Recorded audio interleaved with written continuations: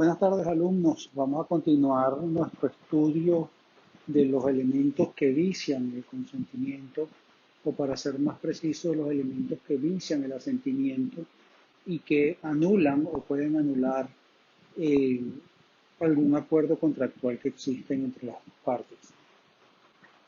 Hoy nos toca, o ahora nos toca el momento de estudiar a la violencia. La violencia es otra causa de perturbación del consentimiento y anula el contrato por el temor que ella infunde, generando un consentimiento viciado. Cuando hablamos de violencia, debemos tomar en cuenta que la misma puede ser física o moral. La violencia física consiste en una coacción efectuada mediante el sometimiento corporal, lo que impide que pueda hablarse de una verdadera voluntad del declarante, ya que estamos ante una declaración aparente. Parte de la doctrina discute si el caso de violencia física estamos en presencia de un vicio del consentimiento o de una ausencia de consentimiento. Porque si a usted lo agarran físicamente y le dan una eh, paliza y usted a raíz de esa paliza, usted acuerda venderle las acciones de su compañía a determinada persona, ahí verdaderamente no podemos hablar de que hay un vicio del consentimiento, sino que lo que ocurre es que no hay consentimiento.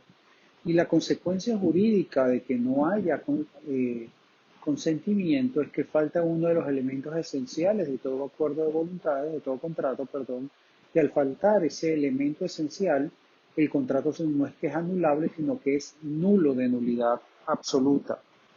Por ello es que parte de la doctrina señala que cuando hay violencia física, lo que estamos en presencia es de una ausencia absoluta de consentimiento y nulidad del contrato, dejando la teoría de vicios del consentimiento únicamente para el caso de la violencia moral. La coacción moral es aquella que coloca al sujeto en una disyuntiva, en una alternativa. El sujeto tiene la posibilidad de escoger la celebración del contrato o el riesgo de sufrir un mal mayor con el que se le amenaza. Por supuesto que en este caso no es una decisión espontánea, voluntaria, sino que ha sido motivado o causado por la falta de libertad de discernir verdaderamente. Evidentemente hay un acto de voluntad porque escoge, pero escoge entre dos males. No escoge libremente, sino escoge entre dos situaciones perjudiciales o perversas para esta persona, lo que vicia ese consentimiento. Es como que le ponen a usted una situación de extremo donde le colocan una pistola al frente y le dice, bueno, mira, tú tienes la posibilidad de venderme el negocio o tienes la posibilidad de no vendérmelo, pero te voy a pegar un tiro. Evidentemente, la persona escoge entregar el negocio, evitando así perder la vida. Ahí estamos en presencia de un caso de violencia moral donde la persona pierde su posibilidad de elegir libremente entre vender o no vender el negocio, porque la consecuencia de no vender el negocio es la pérdida de la vida. Un aspecto importante es la forma en que utiliza nuestro legislador cuando habla de la violencia. Si ustedes analizan el artículo 1146, dice, aquel cuyo consentimiento haya sido dado a consecuencia de un error excusable o arrancado por violencia. Fíjense el verbo que utiliza nuestro legislador, arrancar. Esta elección excluye la posibilidad de alegar violencia en situaciones en que el consentimiento resulta determinado por un estado de terror o en el que la libertad ha llegado a faltar por obra de fuerzas naturales o circunstancias sociales. Por ejemplo, eh, ustedes están cuando tuvimos la época el año pasado, en marzo del año pasado, donde no había electricidad, donde los negocios solo se recibían efectivo, y ustedes ante esta situación por el terror de quedarse sin agua o sin comida, accedieron a pagar la compra de sus mercancías en dólares. Después ustedes no podían venir cuando esta situación cambió, mejoró, cuando se resolvió el problema eléctrico, y venir al negocio y decirle, mira, yo te pagué la compra en dólares, pero como yo me vi afectado por la situación que estábamos viviendo, donde no había puntos de venta y no había posibilidad de comprar sino a través de ese mecanismo, y por lo tanto yo te compré, o mi consentimiento no fue un consentimiento libre, sino que fue un consentimiento arrancado por violencia, toda vez que estaba motivado por la situación que estábamos viviendo en ese momento. Entonces, cuando el legislador dice arrancar por violencia, a lo que se refiere es que hay un sujeto que te obliga, te coacciona para arrancarte, para quitarte tu libertad y de esa manera tú señalar un asentimiento que evidentemente está viciado. Pero si existen circunstancias externas, ajenas, que lo pueden colocar a ustedes en un estado de terror o un estado de incertidumbre que pudiese llegar incluso a quitarles la libertad de elegir, o circunstancias sociales que lo lleven a ustedes a tomar determinadas decisiones que quizás en una condición normal no hubiesen tomado, pues ahí no es posible que se alegue la violencia, porque su consentimiento no fue arrancado, sino que fue quizás motivado por una situación extrema que ustedes están viviendo, pero no fue arrancado como tal. Esto nos lleva a preguntarnos cuál sería la situación o la solución jurídica en estas situaciones donde ustedes manifiestan su voluntad en medio de un estado de necesidad, es decir, sometidos a una situación donde probablemente su libertad de elegir se ha visto comprometida por esta situación o este estado de necesidad. En Italia, la situación se resuelve con la posibilidad de anular el contrato, alegando la rescisión por lesión. Recuerdan ustedes cuando empezamos a ver la teoría de los vicios del consentimiento, que existe la posibilidad de alegar la rescisión por lesión. Pero en Venezuela, de acuerdo a la forma en que está estructurado nuestro código, la rescisión por lesión solo es posible que sea alegada en aquellos casos en que los que la ley expresamente lo establece o lo acuerda. Si recuerdan ustedes esa clase, hablábamos que la rescisión por lesión se veía de una manera clara establecida en nuestra legislación en el caso de las particiones de comunidad, donde una de las partes, uno recibe su cuota parte en un porcentaje que estaba en la ley, que está en la ley. Y entonces nuestro legislador permitía que se rescindiera por lesión ese acuerdo que había partido una comunidad determinada.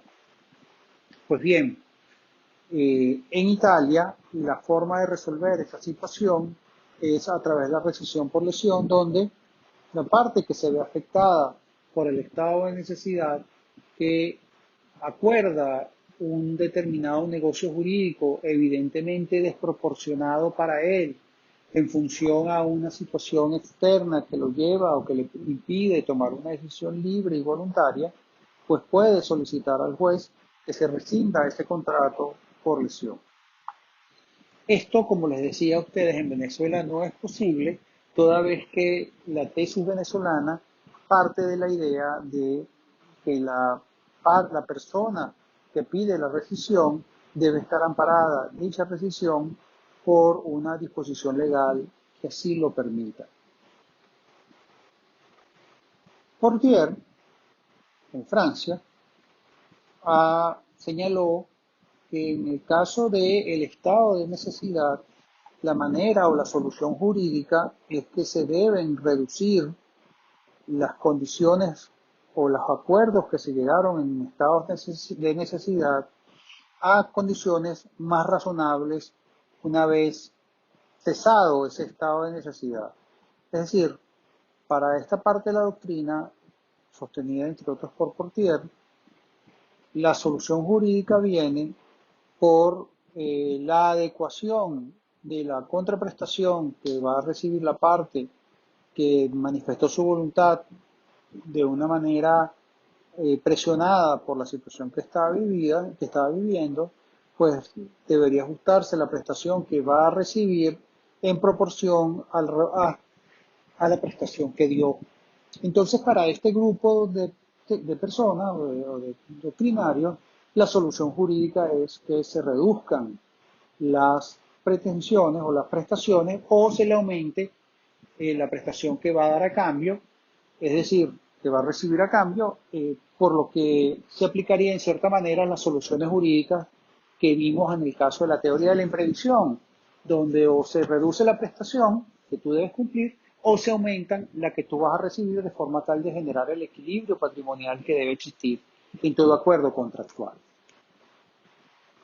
Planier y Ripert, en Francia también, no hablan de la posibilidad de reducir o de ajustar a lo razonable, como lo dice Portier, las prestaciones que deben cumplir cada una de las partes. Para Planier y Ripert, el contrato debe ser nulo por ausencia de consentimiento. Es decir, que para Planier y Ripert, el estar en un estado de necesidad significa que usted no ha manifestado verdaderamente su voluntad y por lo tanto, al no haber consentimiento, el contrato es nulo. ¿Qué pasa con esta solución? Que fíjense que esto puede generar una injusticia a la inversa. Porque, ¿qué sucede si la parte que, entre comillas, se beneficia de ese acuerdo por estado de necesidad, ya cumplió su prestación?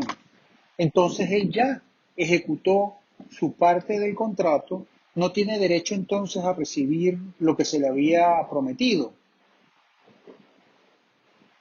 Que frente a esto, frente a este argumento que es el que da la doctrina, en el sentido de, bueno, que sería injusto que se anule el contrato, o que se declare nulo el contrato cuando ya una de las partes cumplió con su promesa, pues la respuesta que da la doctrina de Planier y Ripert es que siempre el que prestó o el que dio, el que cumplió con su parte del acuerdo, siempre tiene la posibilidad de accionar alegando que ha habido un enriquecimiento sin causa por parte de quien recibió esa prestación, quien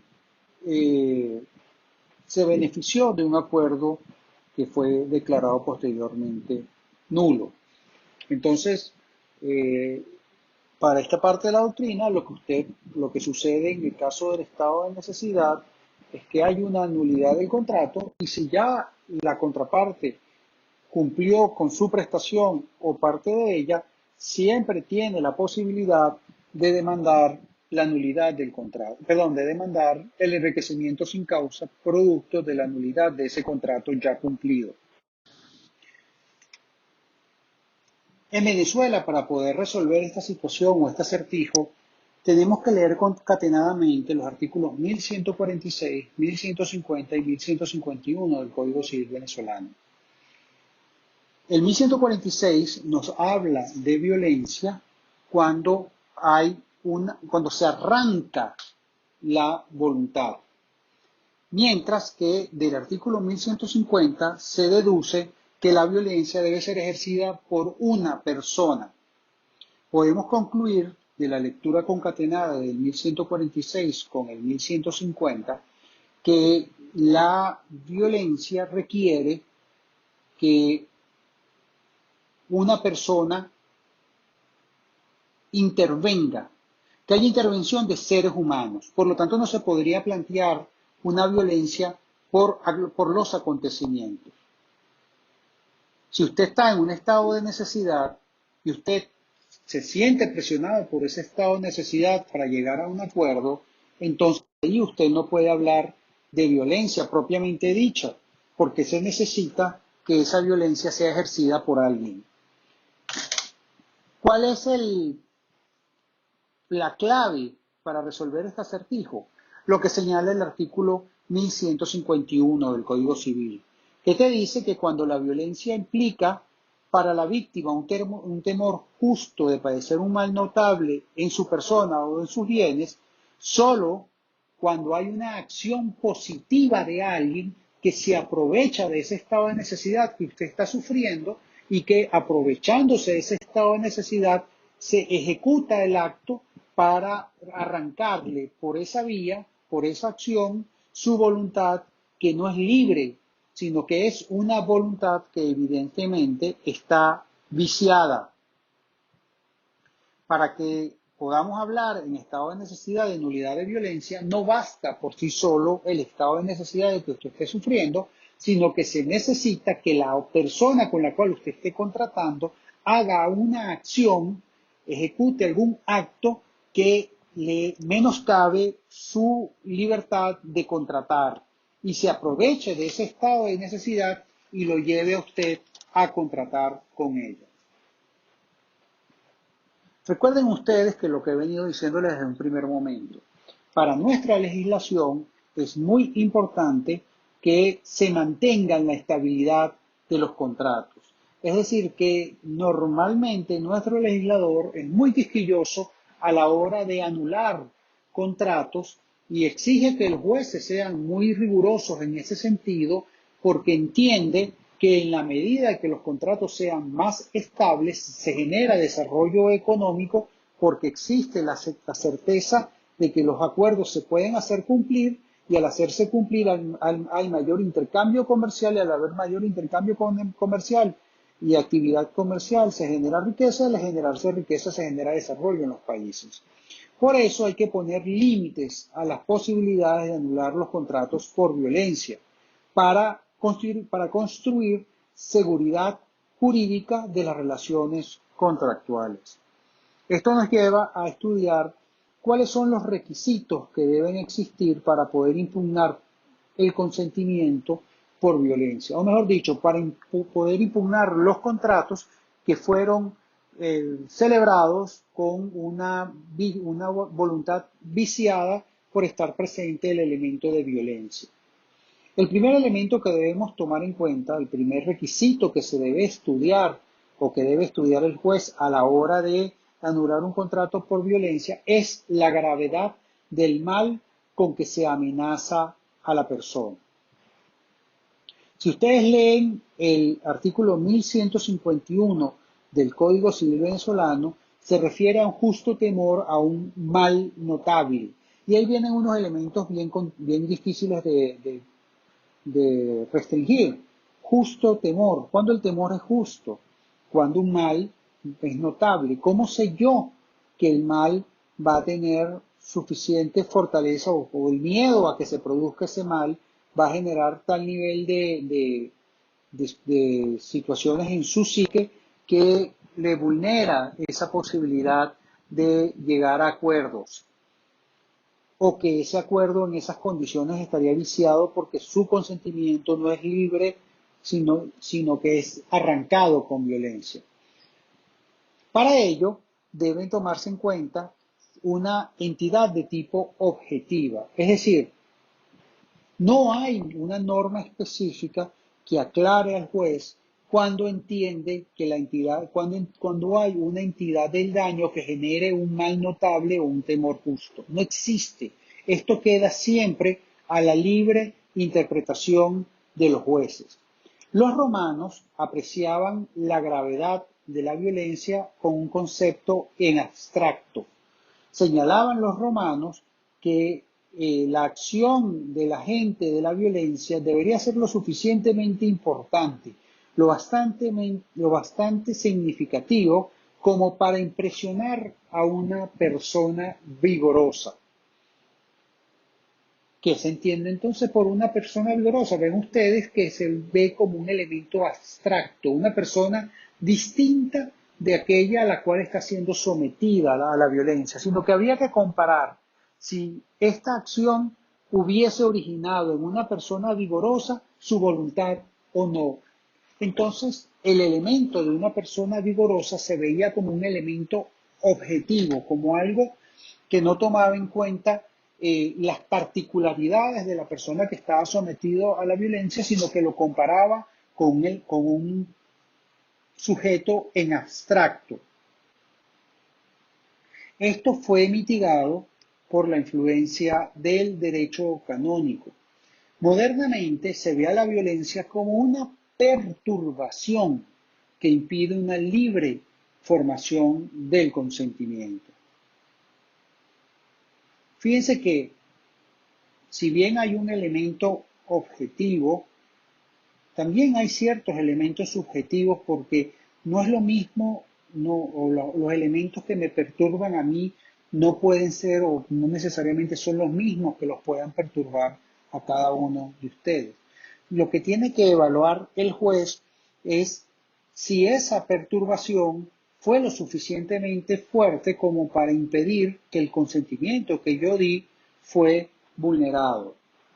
Si ustedes ven, por ejemplo, el artículo 1153, cuando habla del temor reverencial, no, el simple temor reverencial no es suficiente para anular contratos. Es necesario que además de ese temor reverencial haya habido por parte de la persona alguna actividad que genere el temor en ustedes para tomar una decisión. Por ejemplo, si yo les digo a ustedes que yo les voy a vender mi carro, mi Mercedes, y que se los voy a vender en $100,000, y no digo más nada, y uno de ustedes me dice, profesor, yo se lo compro, ustedes después no podrán pedir la nulidad de ese contrato alegando que yo era profesor, yo era su profesor de obligación y que por lo tanto ustedes llegaron a ese contrato por temor a que yo los raspara. O peor aún, ustedes no pueden decir, bueno, yo lo compré porque tenía la expectativa de que pues, yo comprándole el carro, yo iba a pasar la materia. Ustedes no podrán alegar en ese caso por el simple hecho de yo ser su profesor que hubo temor reverencial y que el contrato de venta debe ser anulado. Tiene que haber alguna actividad de mi parte para que ustedes sufriesen un temor, un justo temor a un mal notable. Por ejemplo, lo distinto es que yo diga, mire, les voy a vender mi Mercedes en $100,000 para el que esté interesado en comprarlo, y alguno de ustedes dice, yo lo compro. Muy distinto es al caso en el que yo le digo, bueno, voy a venderles mi Mercedes y si no me lo compran, los raspo. Ahí, evidentemente, no hay una libre manifestación de voluntad porque ustedes tienen, además de que yo soy su profesor, ustedes tienen un justo temor de que si no me compran el carro, pues, van a salir mal en la materia y por lo tanto, afincados en ese justo temor, ven su consentimiento perturbado y no se puede decir que se formó de una manera libre y voluntaria.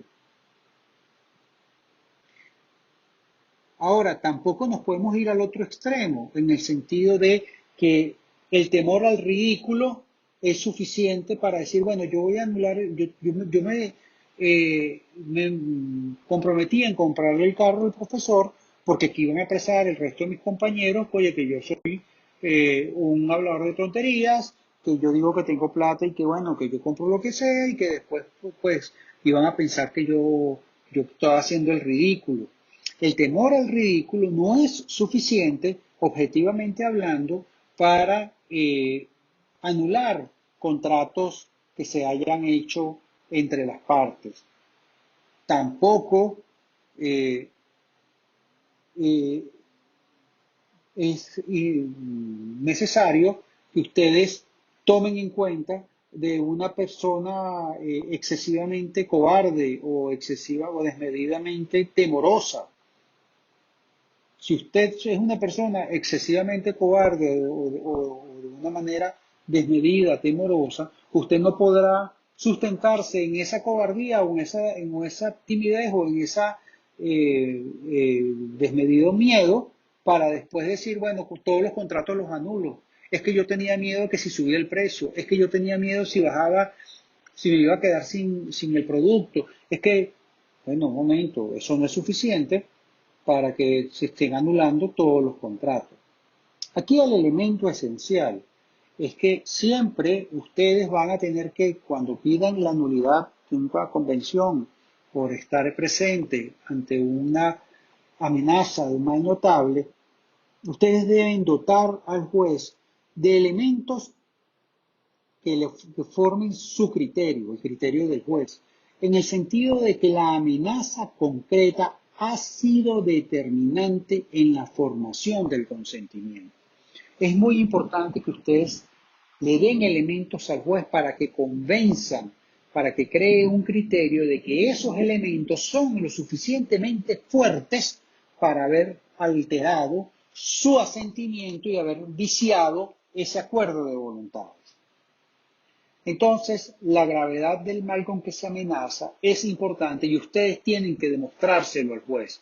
Ustedes tienen que demostrar la gravedad del mal y cómo esa gravedad afectó en su psique para manifestar su voluntad.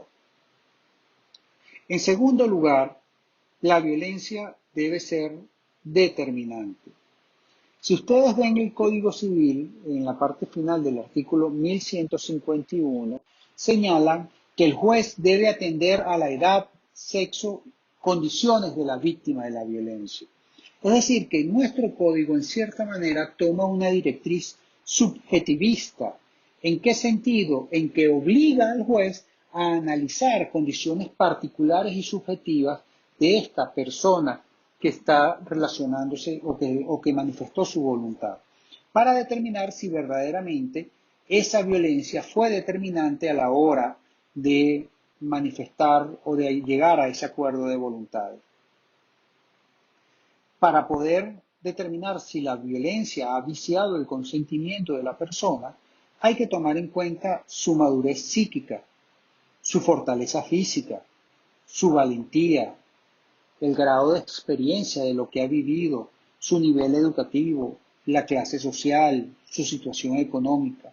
Es decir, hay que analizar todas las características de esta persona de forma tal de poder determinar si es más o menos susceptible de verse afectada en determinadas circunstancias que modificaran la manifestación de su voluntad por violencia moral. Hay que ver si esta persona verdaderamente es una persona que tiene fortalezas psíquicas y físicas para soportar toda la presión que se influyó sobre ella. Si ustedes ven el artículo 1151, observan que el legislador habla de una persona sensata. Y ahí entonces entramos en un problema, porque entonces, ¿de qué estamos hablando? De un ente objetivo externo llamada persona sensata que se asimilaría al buen padre de familia. Es decir, tenemos que analizar el comportamiento de la persona y compararlo con un ente abstracto de la persona sensata, o debo acudir y analizar las condiciones particulares y concretas de esta persona. ¿Cómo yo concilio una aparente contradicción que hay en el artículo 1151? ¿Es una directriz subjetiva, atendiendo a las condiciones y al sexo y a la edad de la persona? ¿O es una condición objetiva comparándola con ese ente abstracto llamado padre de familia?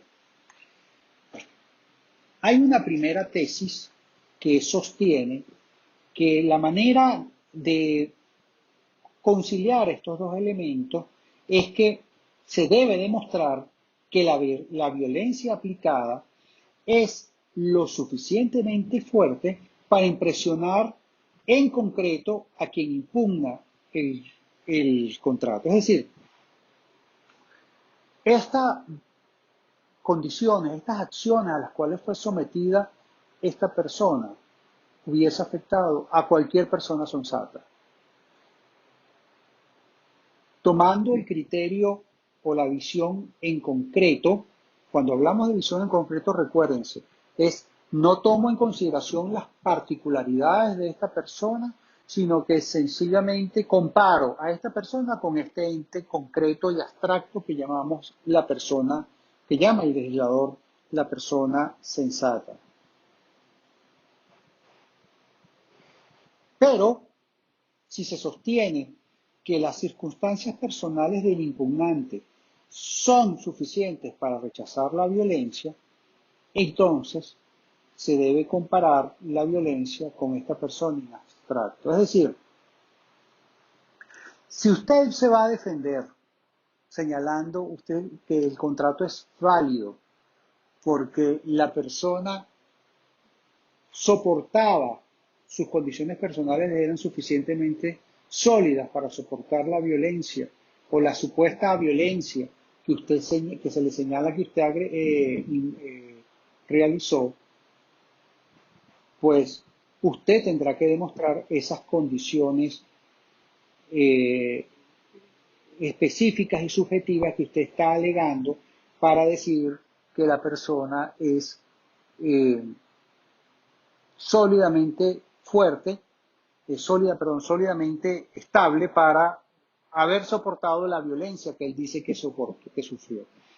En pocas palabras, o un poco para resumir este acertijo, usted puede demandar la nulidad, la anulabilidad de un contrato por vicio del consentimiento por violencia, y usted como demandante tendrá éxito en esa nulidad si demuestra que la violencia a la cual usted fue sometido hubiese quebrado, hubiese viciado la voluntad de cualquier persona medianamente sensata.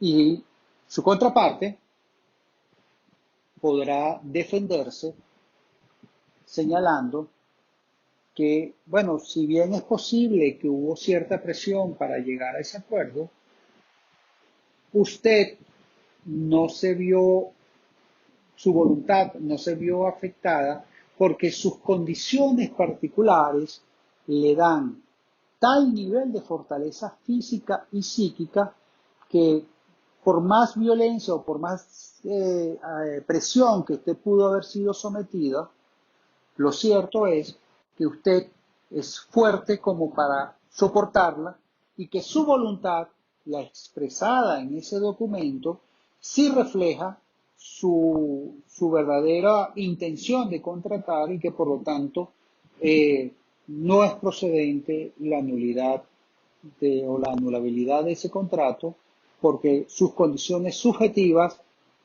lo brindan de garantía para que su asentimiento fuese libre y voluntario.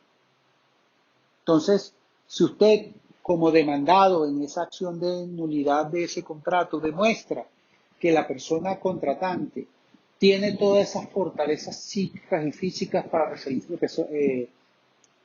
soportar la violencia que alega, entonces el contrato se mantendrá vigente porque usted demostró que esta persona es una persona que está por encima del estándar de solidez, de fortaleza, y al estar por encima del estándar, usted puede perfectamente soportar esa violencia o esa supuesta violencia y más.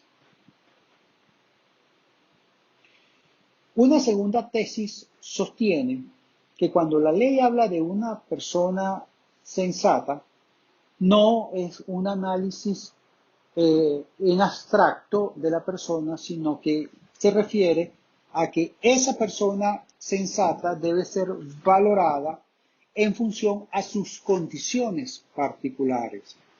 Esto es, que usted es una persona sensata en su condición de sexo y en su condición de edad que tenía al momento de contratar. Por lo tanto, cuando el código habla de la persona sensata, no lo hace, y yo lo tengo que comparar a usted con ese ente abstracto, ajeno a usted, sino que usted lo tengo que comparar a usted en función a sus fortalezas por su edad y por sus condiciones particulares. Por lo tanto, el concepto de persona sensata, lejos de ser un concepto abstracto y objetivo, es un concepto eh, muy particular y muy subjetivo.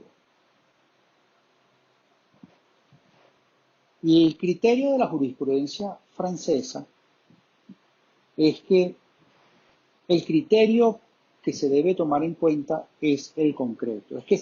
Esto es que siempre usted debe valorar o debe evidenciar de cuáles son las particularidades de las personas contratantes.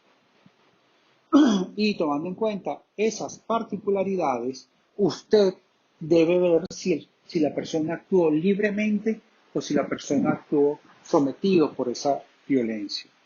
Y que entonces este concepto de persona abstracta, este concepto de persona sensata, perdón, es sencillamente un vestigio del derecho romano que no tiene ningún significado moderno y que por lo tanto debe dejarse de lado. Es decir, que usted siempre, de acuerdo a la doctrina francesa, usted siempre debe analizar el concepto en concreto, viendo las fortalezas y las debilidades de las personas contratantes. El tercer elemento que se debe valorar a la hora de anular un contrato por violencia es el objeto de la violencia. Es decir, si la violencia se debe ejercer sobre la persona del contratante o también existiría violencia en el caso de que se ejerciera esas presiones sobre los bienes de esta persona o sobre los bienes de una persona cercana. Nuestro código, en el artículo 1152, permite que se anulen acuerdos de voluntades por violencia cuando el destinatario de esta violencia es el cónyuge o el descendiente o ascendiente, o cuando son bienes que son muy importantes para la persona. Por ejemplo, si usted es una persona muy apegada a su mascota y alguien lo amenaza a la mascota para llegar a un acuerdo con usted y lo obliga por esa vía a firmar este acuerdo de voluntades, pues bien, en ese caso, aun cuando no le están sometiendo, no le están ejerciendo una violencia sobre usted, sino sobre un bien suyo, sobre su mascota, claramente estamos en presencia de una violencia sobre algo que a usted le interesa, que a usted le importa y por lo tanto su voluntad no es libremente manifestada. Un elemento importante es tomar en cuenta que el código expresamente habla de cónyuge, descendientes o ascendientes, pero no dice nada, por ejemplo, en el caso de personas que no estén casadas, que no, de acuerdo al criterio que ha sostenido nuestra sala constitucional, se deben equiparar, y también aquellas personas que tienen una unión estable de hecho, pues debe ser considerado como cónyuge, y si la violencia se ejerce sobre estas personas, sobre el concubino o concubina, pues ese contrato podría ser anulado por violencia. Finalmente, en este tema, no dice nada el código por razones obvias sobre el tema de qué pasa con las uniones entre personas del mismo sexo. Evidentemente, nuestra legislación no permite el matrimonio ni siquiera el concubinato entre personas del mismo sexo, Y si ahí, la pregunta que surge es si ahí pudiese integrarse, entenderse que estamos, que si usted ejerce violencia o amenaza a la pareja del mismo sexo de su co-contratante, eh, se pregunta uno si esa violencia puede generar o no puede generar, eh, ¿cómo se llama? Puede generar o no puede generar la nulidad del contrato porque su consentimiento está viciado. Fíjate que dice el artículo 1152, si se trata de otras personas, es decir, alguien distinto del cónyuge, descendiente o ascendientes, toca al juez pronunciar sobre la anulabilidad según las circunstancias. Esto se refiere a que entonces usted tendrá que probar el vínculo que lo une a esta persona, en el caso de personas del mismo sexo, señalar que, bueno, que es su pareja, probar, y el juez, de acuerdo a las circunstancias, podrá determinar que estamos ante una situación donde se ejerció violencia sobre alguien que lo afecta a usted y que por lo tanto su voluntad no fue libre ni mucho menos espontánea, sino que fue una voluntad que está viciada por la violencia que ejercieron sobre su pareja del mismo sexo. El cuarto elemento que hay que tomar en consideración es quién es el agente de la violencia. Y esto es importante porque, de acuerdo a nuestro código, poco importa si quien se beneficia de esa violencia sabía o no sabía que usted estaba siendo sometido a violencia para manifestar su voluntad. Es decir, no importa si usted, con quien usted esté contratando, desconocía que alguien lo estaba amenazando para llegar a ese acuerdo de voluntades. Es irrelevante este hecho o este elemento, porque lo verdaderamente importante para que se anule un contrato por violencia es que usted haya sido sometido a esa presión o a esa violencia moral para que de esta manera su consentimiento se encuentre viciado. Distinto es el caso del dolo. Cuando estudiemos el dolo en la próxima clase veremos que es un requisito esencial para que el contrato sea anulado por dolo, que haya un conocimiento por parte de quien ejerce el dolo y la persona con la que usted está contratando. Es decir, que las maquinaciones dolosas sean conocidas por su contraparte o su co-contratante. Si esta persona desconocía las maquinaciones dolosas de las cuales usted está siendo sometido para llegar a ese acuerdo, entonces ese contrato no puede ser anulado por dolo. En el caso de la violencia es distinto.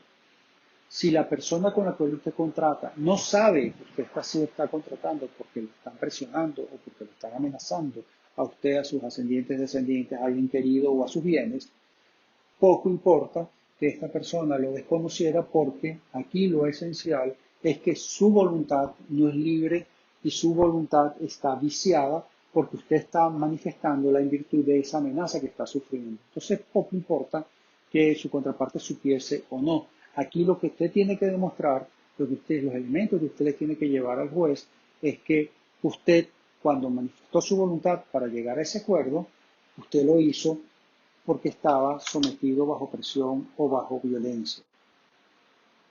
Finalmente, el quinto y último requisito para que se puedan anular contratos por violencia es la ilicitud de la amenaza. Nuestro código no tiene una disposición expresa al respecto. Es decir, salvo el tema del temor reverencial, donde hay una actividad que en cierta forma afecte la voluntad del contratante, no se señala expresamente que la violencia tiene que ser ilícita, porque es posible que haya presiones o acciones por parte de uno de los contratantes que genere que usted manifieste su voluntad en determinada manera y que esa violencia sea total y absolutamente legítima. Por ejemplo, si una persona me debe plata y yo la demando y pido un embargo sobre sus bienes y yo me presento en el negocio de esta persona con el tribunal para embargar y en ese acto la persona dice, mira, vamos a llegar a un acuerdo, vamos a transar para que no me embargues y llegamos a la transacción. Después, ese contrato de transacción no podría ser anulado señalando el deudor que, bueno, que llegó a ese acuerdo porque fue sometido a violencia toda vez que tenía un tribunal en la puerta de su negocio que lo iba a embargar y que si no hubiese estado el tribunal ahí, él sencillamente no transa. Bueno, esta es una acción, la de ejecutar un embargo, una acción perfectamente legítima. Por lo tanto, esa amenaza es totalmente válida desde el punto de vista jurídico y usted no podrá anular ese acuerdo por violencia.